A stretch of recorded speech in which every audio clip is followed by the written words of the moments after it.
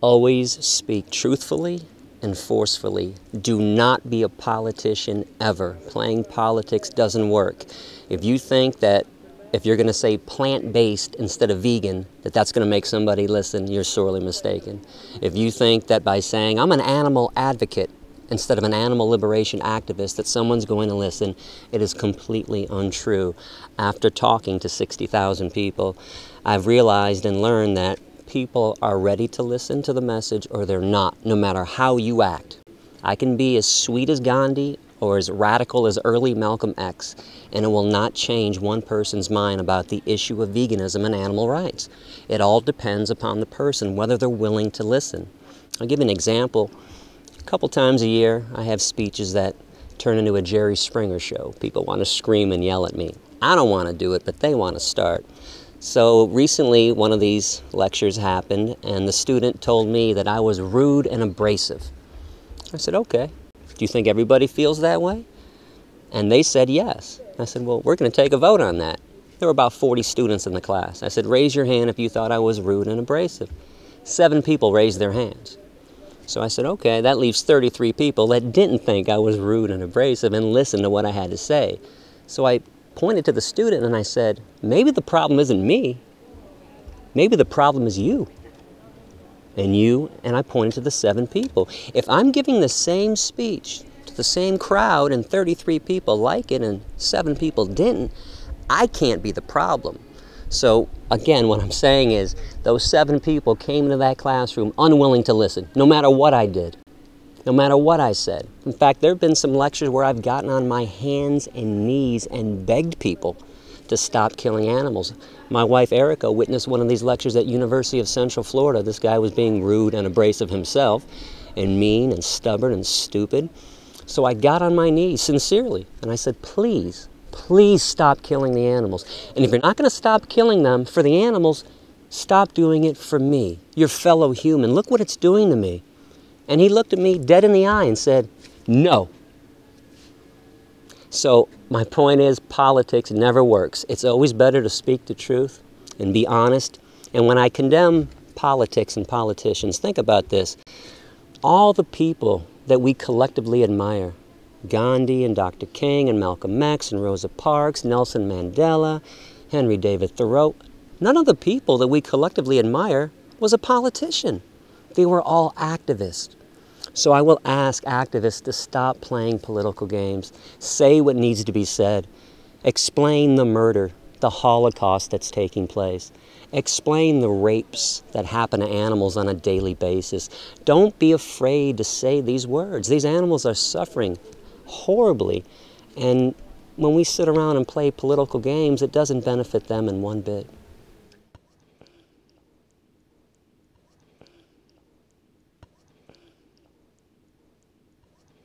I'd say to that person, first of all, you just proved that humans don't have intelligence. Anybody that would make a claim that animals don't feel and they're not smart are completely idiotic, stupid, selfish, and speciesistic. It's insane to think that animals don't feel. If they don't feel, then when we torture them and they scream in pain, when they're being hung upside down in a slaughterhouse, what are they screaming from? Nothing.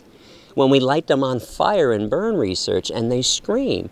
And then the animal researcher claims, well, we gave them anesthetic so they wouldn't feel. Well, if they didn't feel, what do you give them anesthetic for? So they don't feel? Nothing? It's completely insane. Animals have the same, when it comes to pain and suffering, animals and humans are completely equal. That's for sure. And animals are also rational beings too. There's a big myth out there that only humans are rational and aware. You know, if animals are flying in a V formation, if they're hiding when they don't want to be seen, if they can locate water to drink, if they can find shade on a sunny day and seek warmth when it's cold, okay, that's logical thought. They're always being logical.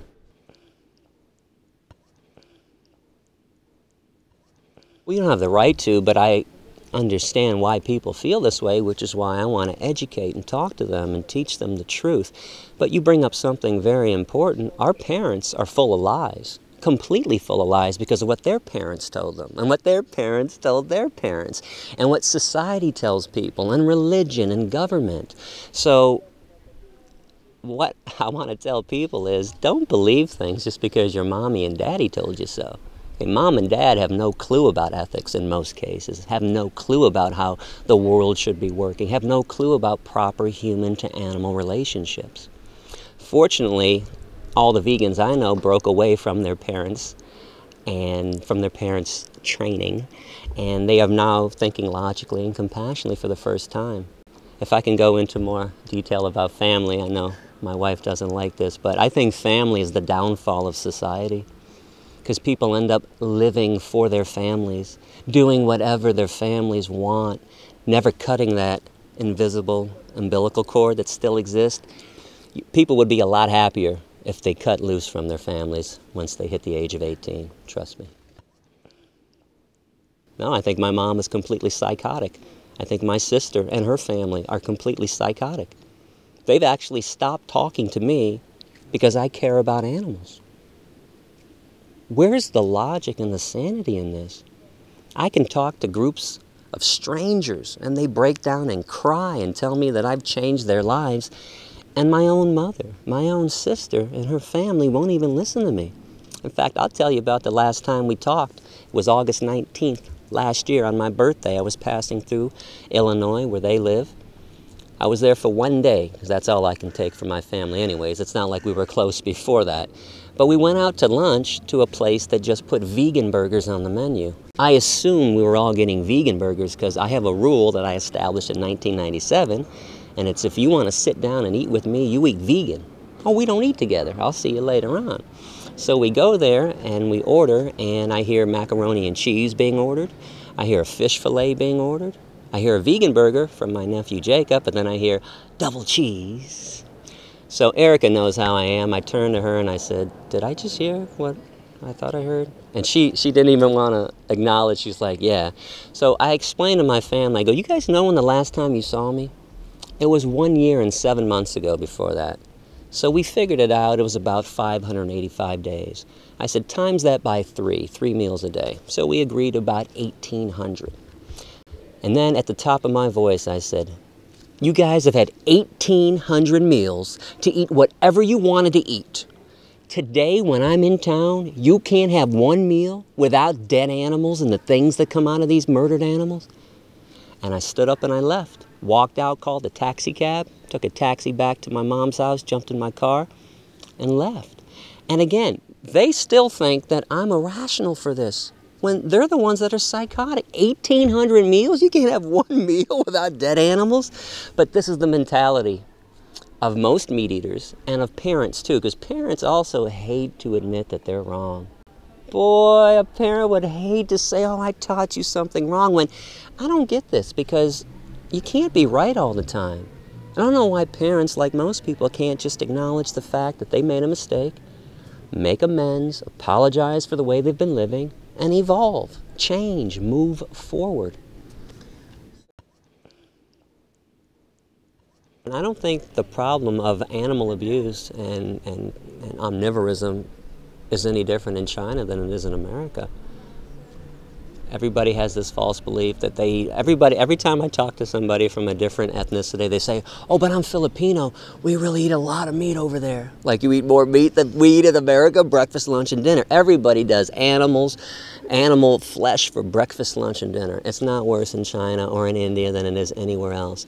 And if I happen to get America or Israel or Italy to go vegan first, that's still a victory. And then we'll just move on to another country and get them to go vegan. That's how it's going to work. I doubt it's all going to happen at once. There's going to be a mass revelation, an epiphany, and the whole world's going to go vegan overnight. Change, unfortunately, doesn't happen that way. I mean, we can look right now in many parts of the world. Women, for example, have achieved equal status, but in most parts of the world, they haven't. So just like women's rights isn't going to happen all at once, neither will animal rights. But you keep on talking and preaching and teaching, and you get women's rights over here, and animal rights over here, human rights over here, animal rights over here, and then eventually we're going to have a peaceful planet where everybody can be treated fairly and equally.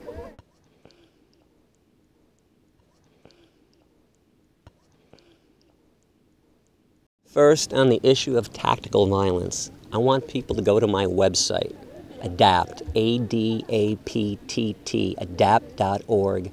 I want you to click other animal rights issues, and then click what's wrong with violence, and actually read the essays that I've written instead of bits and pieces online. And I want to further now talk about the issue of violence. I don't believe anyone is really opposed to violence, especially after talking to 60,000 people. In fact, in Israel last month, I proved this to every crowd because I was asked about the issue of violence. So I said to the crowd, raise your hand if you are opposed to the Allied forces going into Auschwitz and Birkenau and murdering Nazis to save Jews and gypsies and homosexuals. Not one person raised their hand. So let me clarify this. No one's opposed to violence. People are just opposed to who I propose to be violent for, the animals. Nobody thinks animals are worthy enough to receive violence on their behalf. Well, I think the chickens and the turkeys and the pigs and the cows disagree vehemently, and I disagree too. In fact, if you want to think about this further, if you had a pacifist, and you had somebody like me who does practice pacifism but believes that violence has its place, would you want a pacifist fighting for you? Or would you want me fighting for you? Because I'm going to get you out. I'm going to get you out of the torture chamber. I'm going to get you out of the slaughterhouse. The pacifist is going to hold aside, say, hey, please set them free. I'm going to go in with guns drawn. And let me explain this too. If I went into a slaughterhouse and had guns drawn, and people had knives against the throats of pigs, and I said, you drop your knives. The killing is over. It's done. Let them go. It's over. I'm the one doing the noble act. I'm stopping the murderers, because unfortunately, there's a segment of our population that won't stop no matter what until you put a gun to their head, until you treat them like the victims are treated. And I want to clarify something else, because during this essay on violence I wrote a line that said that I think that women in fur coat and men in fur coats, I said men too, should be raped. The reason I said that is because foxes in the fur industry are anally electrocuted, standard method of death. Take a steel rod, lift up a fox's tail, shove it in their ass, and electrocute them. That's a rape. Chinchillas in the fur industry, standard method of death is vaginal electrocution. So they're raping animals right now. I hope that rapists get raped.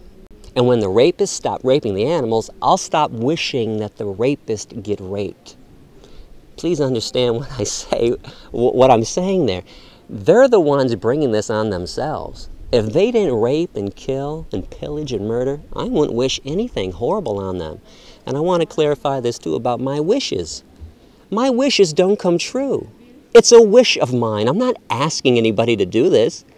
I hope that evil things happen to evil people. I'm sorry, I just can't bring it in my heart to have any empathy and love for evil people. I hope Nazis get raped. I hope child molesters get raped. I hope rapists get raped. I hope murderers get raped. I hope people that do evil things have evil things happen to them. And that's the whole point of my essay. I know people want me to be Gandhi, but I'm not. I don't claim to be Gandhi. In fact, if you ask me, my hero is early Malcolm X, who also supported a violent retaliatory response. And that's all I'm saying. If the time comes when we have to pick up arms, take arms, bear arms to go liberate the animals, we're going to be on the right side of justice. Just like the Allied forces were on the right side of justice. Pacifism, unfortunately, is what allows victims to be victimized. Pacifism doesn't solve problems of torture and abuse. It's a nice notion. It's a cute story. And let me say this again. For 11 years, straight years, that's all I do is pacifist lectures. I educate people. Okay? But it doesn't liberate the animals completely. It helps. I don't think the whole movement should change from its pacifist ways and take up arms, but I think violence needs to be part of this revolution like it's been part of every revolution that has ever existed. There's a big lie out there that Dr. King liberated blacks in America. No, he didn't. The Black Panthers were part of that movement too. Malcolm X was part of that movement too. It wasn't all Dr. King, and it wasn't all Gandhi in India either. Most of his followers killed British soldiers, set fires and riots. And let me bring one more thing up about pacifism. Gandhi, who I admire a lot, okay? But pacifism can be taken too far, just like violence can be taken too far. Do you know what Gandhi's solution to the Holocaust was? He thought that all the Jews should have committed suicide to rouse the conscience of the world to their plight. Well, I admire the Mahatma a lot, but let me say this. Okay, the Mahatma lost his fucking mind when he said that Jews should have committed suicide. That is completely psychotic, and this is how pacifism cannot always be the answer. The Jews shouldn't have had to kill themselves because they were being tortured and killed by Nazis. The Nazis needed to be murdered, and they were. That stopped it. Another myth out there, too, if I can say one more thing, is that violence begets violence.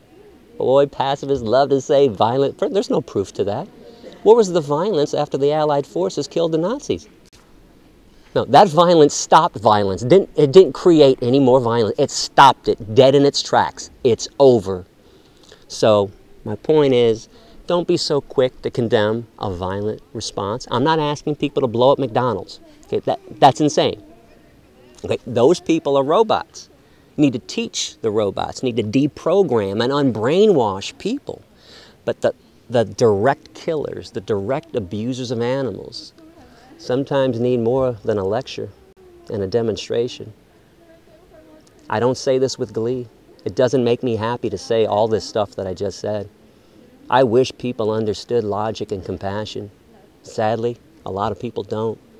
And it's kind of interesting, too, that meat eaters and people that wear fur coats and hunters and vivisectionists condemn the violence that I wish about when they're committing it every single day. They kill... Let's not forget, meat eaters and people that wear fur coats, they're the most violent people on this planet. It's all kind of irrational and illogical and unfair, too, that people who are violent condemn a violent response to their violence.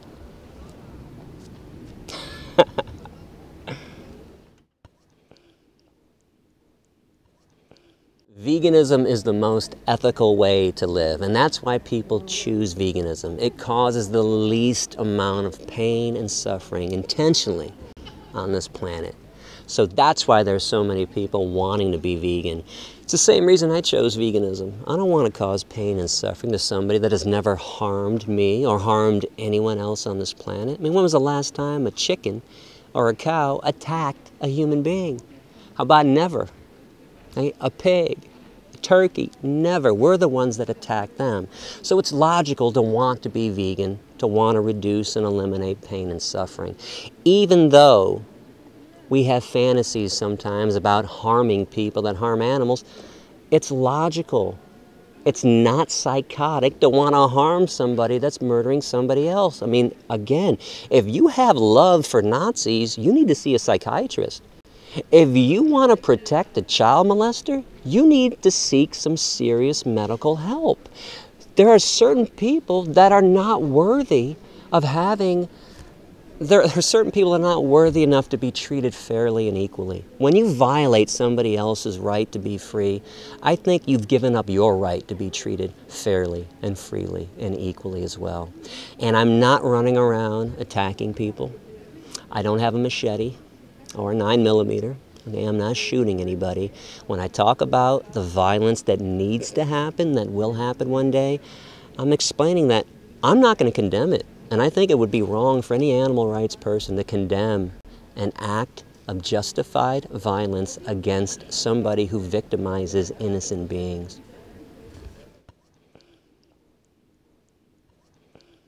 I'm shocked that people are so shocked when I wish rape upon somebody that's evil. At least in America, every time a child molester or a rapist gets sent to prison, people make a joke, and it's, I can't wait till Bubba or Tyrone gets a hold of him in prison. All the time people wish rape on somebody else. The problem is, see, we all accept that child molestation and rape are evil. We just don't accept that murdering animals and raping animals and anal electrocution of foxes are evil. That's the only difference. It's not the, again, it's not the rape thing. People wish it all the time on somebody that's bad. And about capital punishment, I'm going to go back to the same thing. If you've taken away somebody else's right to live, if you violated somebody else, a child molester, rapist, or murderer, those are only 3 groups of criminals that should be executed, you've given up your right to be treated fairly and equally. On top of that, since animals suffer the most and people in prison are eating animals, it's illogical to want to keep people alive in prison because then beautiful animals have to be murdered and killed to feed a child molester? You've got to be out of your mind. I wouldn't kill a tick on the back of a mosquito to save a child molester. And people, you know, we get asked this question all the time. Who was drowning? If a human was drowning or an animal was drowning, who would you save? Well, it depends who the human was. You going to save Jerry Sandusky, the Penn State coach that just got convicted of raping like 50 children? Are you really going to go up in a canoe and save his life? I'm going to take the oar and I'm going to hit him over the head and make sure that he drowns. I would never, there are so many groups of humans that aren't worth saving at all. But people are so in love with humans and so full of vengeance and so full of hate against animals, people will make illogical statements like, oh, all human life is valuable. No, it's not. Look around the planet. Most human life is not valuable. In fact, I can prove this to you. Do you know if you removed humans from this planet, the removal of our species would benefit everything that exists? It would benefit not only the animals, it would benefit the insects, it would benefit the water, the air, the mountains.